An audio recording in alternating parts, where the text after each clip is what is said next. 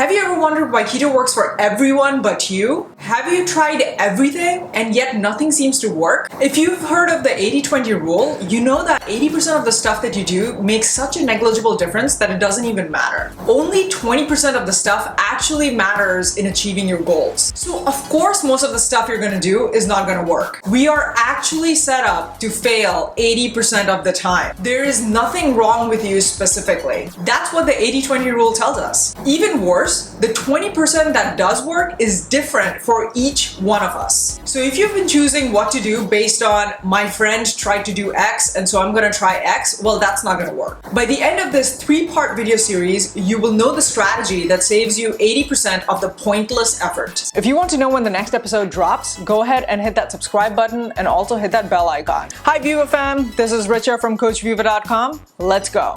Identifying your 20% is important not just for time saving, but also for your long-term physical and mental health. Let me ask you, did you love your life so much better once you dove straight into a full 5 to 7 day a week intense exercise regimen? Did you suddenly find life more amazing after you cut out all the sweets and breads from your diet? Did you enjoy the process of spending an hour going through each restaurant's menus just so you know what's safe to eat when you go out with your friends later that day? And I'm not talking about the first 3 weeks. I'm talking about months of doing this after the novelty has worn off. Yeah. Me neither. And you know what's worse? You probably didn't have to do any of that anyway. It was probably never your 20%. I would know. I thought I was a lost cause. I personally didn't even realize what my root problem was. Colloquially, I was what is called skinny fat. But I looked skinny and therefore everyone just told me that I looked fine, so I thought I was doing fine. Although what I did notice is that whenever I was trying to go up hills in Seattle, people would always be faster than me.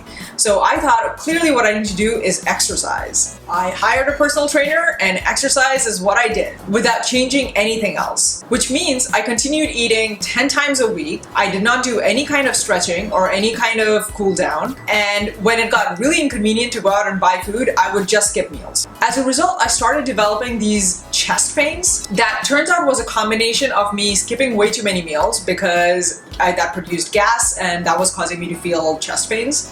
And also from the exercise, my chest muscles were getting tighter because I wasn't doing any stretching of the sort to actually relax them afterwards. I literally thought that I was getting a heart attack and I spent 3 months going in and out of cardiologist offices. Basically, I spent well over thousands of dollars for doctors and trainers. I couldn't focus on work at all because I was worried I wouldn't wake up the next day. And all this while, I spent my time in the 80% zone doing stuff that didn't even matter. And for me, I've had a history of losing weight and regaining weight because I always focus on what'll get me there faster. I had wrong expectations about what realistic weight loss looks like. So I just began by eating less. And what I saw was that I was able to lose a little bit of weight, but it slowed down after a while. So I figured this can't possibly be the best thing to do because look at all these people on the internet who are losing 5 pounds a week. Never mind that I didn't know whether or not they were losing 5 pounds a week just the first week or every week after that, which would have made a big difference. So instead of figuring out why my weight slowed down, I binged for a few months out of annoyance and regained all the weight I had lost and a little more. When motivation came again, I decided to try cardio next.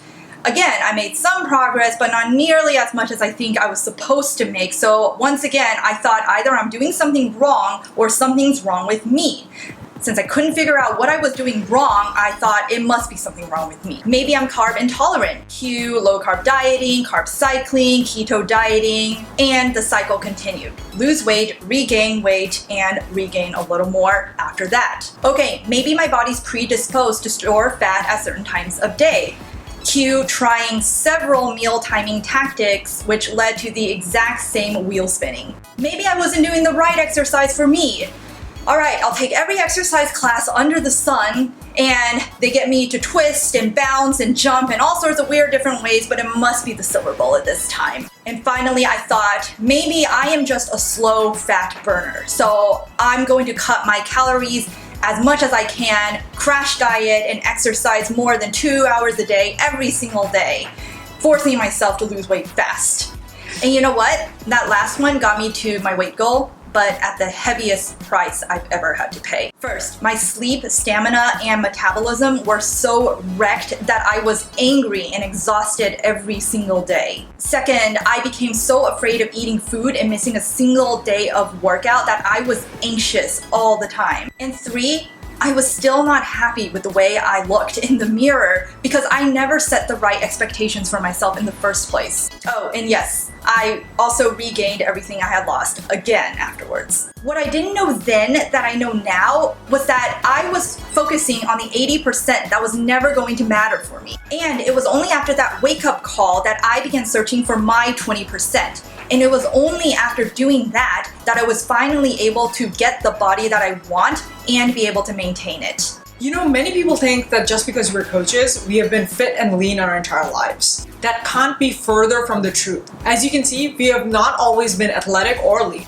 We have been where you are at right now. We have spent a decade trying stuff that doesn't work for us in the 80% zone and not spending long enough on the 20% stuff, only to figure out eventually that that's what we should have stuck to. We have spent well into the tens of thousands of dollars on trainers and doctors, only to find out we were still doing all of this stuff in the 80% that didn't matter. This is why Lucy and I started Coach Viva, because we spent so much time trial and erroring through the 80% of nonsense and going insane trying to find our 20%. And since opening Coach Viva, we have coached over 100 clients. We have seen pretty much every case by now, and we're able to spot patterns on what's going to work and what's not going to work for each person, which is great and all, but that's not good enough because the only people who are benefiting from that are the people that we're able to take on.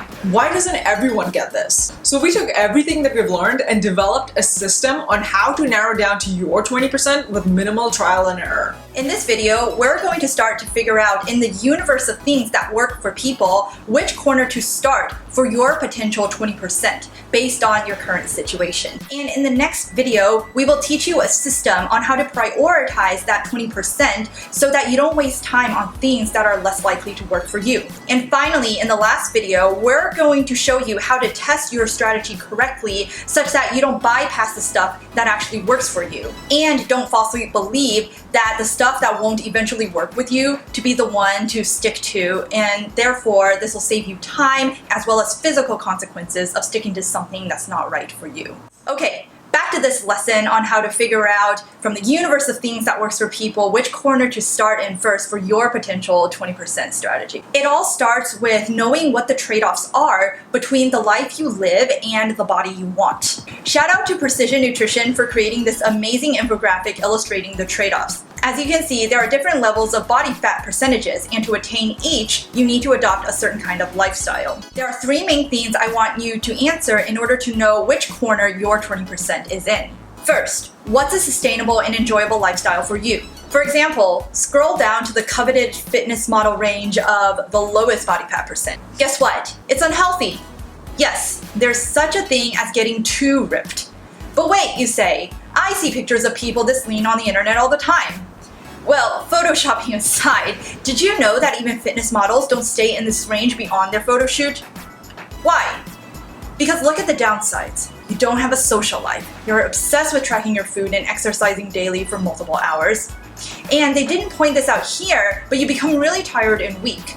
If you're a woman, your reproductive organs will be affected such that you'll start missing periods too. Fat is still important to keep your body functioning, Viva fam. Okay, now let me pull up what you see on Instagram, Pinterest, and Google. Is this the flat stomach that you see in Covet?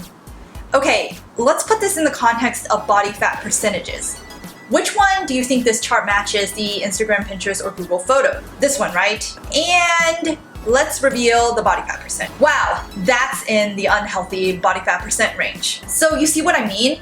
What you're actually seeing in the photo isn't actually healthy for you. As we said before, even fitness models don't live in that body fat range daily. What they do is diet really hard, sometimes so hard that they even dehydrate themselves. Some even need a coach to monitor their vitals to make sure that they don't literally die from dehydration. Then they do their one photo shoot, and then they'll take the photos and recycle them throughout the year on their websites and on Instagram, etc. Meanwhile, they bulk back up to where they were before and live their lives at a higher body fat range. Like, really ask yourself, are you comparing your typical post-dinner body with someone's crash dieted, dehydrated, just woke up first thing in the morning body. So take a look at each level and pay special attention to the lifestyle. Which one really feels like you can do day in and day out? Number 2, once you know what's the ultimate lifestyle that you want, pay really good attention to the transition difficulty between each level. For example, for me, I started out targeting the 23 to 25% body fat range. Once I started practicing the system that we're about to share with you in these 3 videos, it took me about 6 months to go from 31% body fat to 25% body fat. And then it took me 1 whole year, a whole 12 months to go from 25% to 22%. That's right, it took me 6 months to drop 6% body fat, but it took me a whole year to drop just 3% body fat. That's twice the amount of time to drop half the body fat percentage. The electronics and machines that we use around us have biased us into thinking that that's how our bodies also react, that our progress is going to be linear. If only, Viva fam. This is the #1 reason people give up too soon and they miss seeing progress, sometimes by just a day. I want you to really internalize that the lower you go in the body fat percentage ladder on that chart, the longer it's going to take you to transition from one level to the next. And you need to believe in the process and keep using the methods that we're sharing with you in these 3 videos. Now that you have decided on your ultimate body fat percentage goal and have internalized that this is the long game that requires grit and persistence, I want you to throw that away and focus on just the next level below your current body fat range. Yes, you heard me right. I don't want you to start practicing the habits that you will be doing at your ultimate goal. Think of it this way. When you first started learning for your current profession, did you decide that as a freshman, you were gonna skip your sophomore and junior classes and just jump straight into your senior year? No, that makes no sense, because what you learn your sophomore year builds on what you learn your freshman year, and what you learn your junior year builds on what you learned the previous 2 years. You need to have your foundation solid before you can build on it. And that's exactly how building habits for body transformation works too. You need to first, for example, learn how to stop eating your favorite bag of chips at just 1 bag before you can stop at 5 chips. And that's why jumping straight into your favorite Instagrammer's workout or diet makes no sense. They have put in their freshman, sophomore, junior, and senior year of work already. You haven't. I want to emphasize that this is critical planning work that you need to do before you take any action. What's the point of jumping on the low carb or the keto bandwagon if you're only going to figure out 3 months in that you hate all the sacrifices you're making in your life and therefore gain all the fat that you lost back? 3 months in and you're back to square one. Is it worth it to give up your social life so that you can work out at the gym for multiple hours every day when it's not even necessary to make any of your progress right now? Is it worth the risk to crash diet so much for so long that you damage your metabolism to the point of no return? The point is that it's not just time and fun that you're sacrificing, but that there are lifelong consequences to staying in the 80% zone. We have clients that have stayed in that zone for so long that they have damaged their bodies so much that not only are they starting from square one, but also the rate at which that they lose fat is a fraction that they would when they had healthy bodies. Richard and I spent time doing all of these things, and it was totally not worth the 10 years we spent making our lives hell and spending over $45,000 on things that didn't work. We totally rode the "my friend did X, and so I'm gonna do that too" choo-choo train, and it rode us into the ground until we finally realized that we needed to find our 20%, and that each person's 20% is different. This is why we started Coach Viva, to help people find their 20% as quickly as possible. Because the 80% nonsense is something you don't have to go through, and we want everybody to be able to own this knowledge. So now that you know the corner where your 20% lies, let's start digging into that corner and figure out what furniture can go in there that fits you. That's what we're going to dive into the next video. A little taste of what's coming. How many of you have heard to eat 6 times a day? How about the opposite? Skip meals by practicing intermittent fasting. How about moderation is key? But then also the other end, food rules where you can just cut out entire foods. Guess what? Each one of these works for some people. We're going to go through the most popular strategies that we have seen work in our coaching, show you the stats and data from real people, explain why it worked or why it didn't work, and how to prioritize to figure out if it's actually your 20%. Yep, and for what we covered in this video, say what in the comments below if the flat stomachs that you've always saw on Instagram, you always thought were the holy holy grail. And say, finally, if what we covered in this video connected the dots for you on where to start or why you haven't been making progress so far. Hey there, if you want to know when the next episode drops, go ahead and hit that subscribe button and also hit that bell icon. Until then, keep crushing it.